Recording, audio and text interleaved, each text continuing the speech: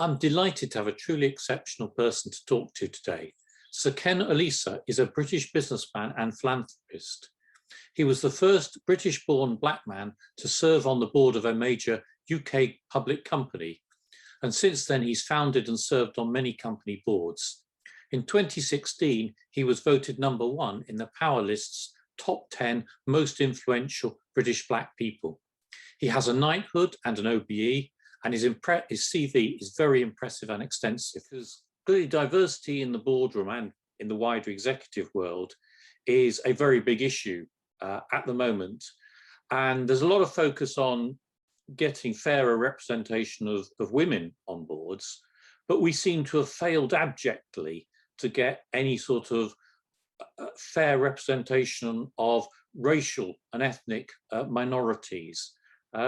What's your experience, Ken? Is there discrimination against racial minorities on nomination committees?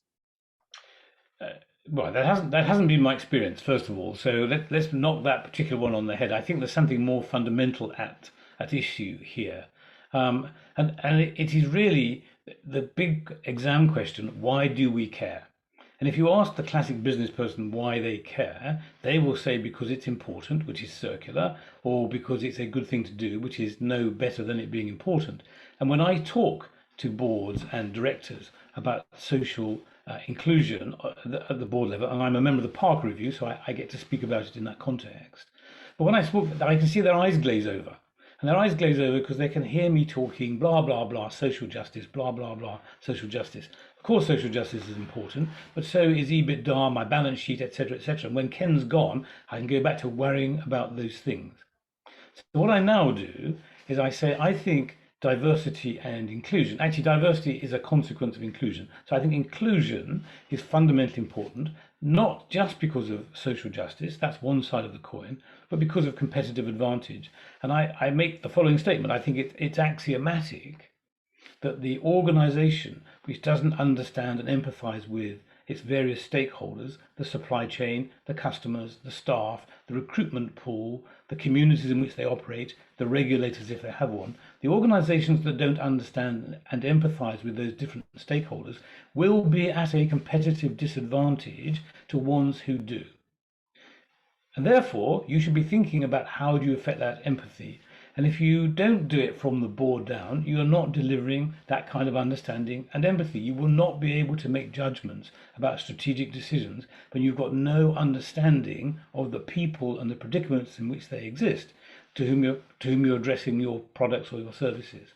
Therefore, it's axiomatic that you need to get in-house some mechanism that allows you to have that access.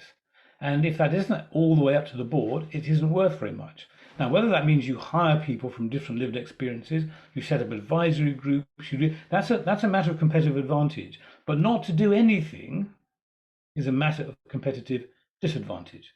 And once I say that, people then want to talk about, well, what should we do? How should we do it? Where should we take it? And that glazed look is abolished for all time. So my message to boards is, well, of course you should be looking to try to broaden out your universe of people on the board. And if you want a metaphor, the best metaphor is football, not a subject about which I know particularly very much. But what I do know about football is when they want people of talent, they send out scouts and they find young people with great talent and they bring them in and they groom them and they promote them as far as they can go in terms of the game. And when they do that, they don't say, tell me, young man, as you're kicking the ball around the park, what did your father do? Which school did you go to? What degree did you get? All they care about is whether they can kick the ball, dribble the ball, or head the ball better than the competition.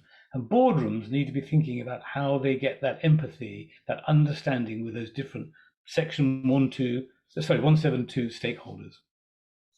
That's a great analogy, thanks, Ken. And I think that's good advice to all of us, that we need to go out and send scouts to get a better representation. And it presumably starts at all levels. It can't be just a board activity. It's about getting better racial diversity at all levels of management, isn't it?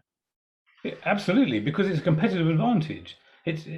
Mike, you make a product for. Well, I was talking to somebody the other day who interviewed somebody for a role, and the person being interviewed drew an analogy with something and traveling on a bus, and the interviewer had never ever been on a bus. Now, to me, it's an incredible concept that someone in London has never been on a bus, but never mind, they hadn't. But the point there is that interviewer, therefore, just could not connect with the points being made by the interviewee. Now, if that was your customer or your supply chain or the community in which you were operating, that's a competitive disadvantage. Thank you very much, Sir Ken. Thanks for your time. That's been extremely interesting, and there's great food for thought for all of us. Thank you. You're very welcome.